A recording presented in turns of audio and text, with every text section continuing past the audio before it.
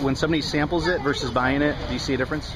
Yes, if I have a sample out and they taste it, they fall in love with it and the flavor, and then they have to have it. So it's, it's like when you go in the water, you have to put your toes in first, and then they love it. If you take them off a dive and just drop them, they hate it. Okay, so let me ask you this. You turn that into a little mini sermon. How does that apply to God and to Jesus, you think? Instead of having God shoved down your throat, approach him very gently, very cautiously, and then he just envelops you. He just takes you from there. It's like, you just need to get started, and then he just takes over from there. Preach it, sister. I try.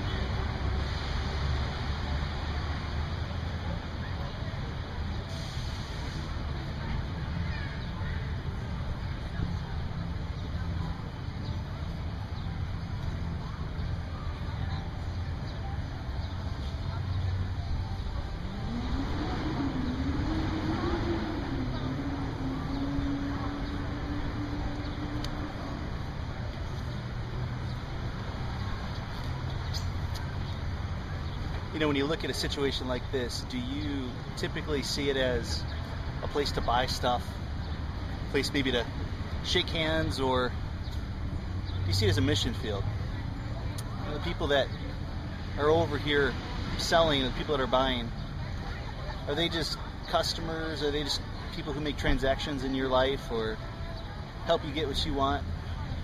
Or do you see this as a community, a place that you can have compassion like Jesus did, that you can see the crowds of people and actually care about them to the point where you want to reach out and make an investment?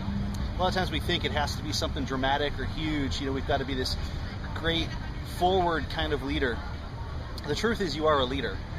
Whether you realize it or not, you are leading this community in some way. Now maybe you're leading it forward. Maybe you're doing something intentional that takes them to a place of growth.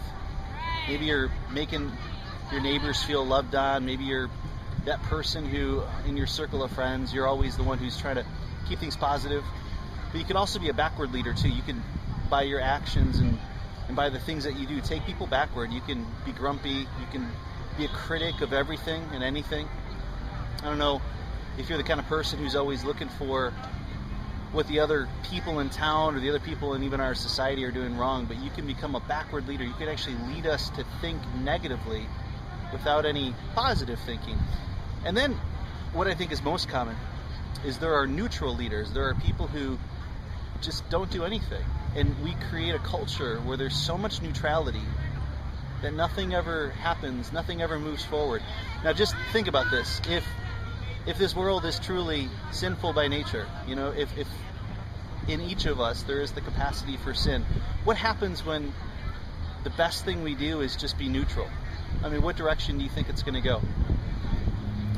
So again, is this just a community that you live in and you just have transactions in, and maybe you know just a few people that you maybe care about a little bit? Or can you realize that you are a leader? You're either a forward leader, you're a backward leader, or you're a neutral leader. And I guess the choice is yours on that. I think I know which one I want to be, and I'm pretty sure I know which one Jesus wants me to be. The challenge is actually doing it.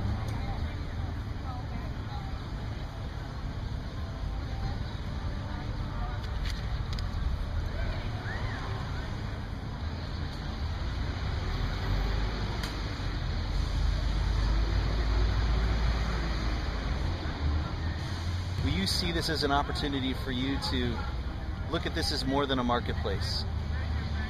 Whether it's here or somewhere else, or will you actually decide that you're going to be a leader? You're going to have the kind of practices in business. You're going to have the kind of relationship with people. You're going to make the kind of connections that really matter. You're going to help people see Jesus in you.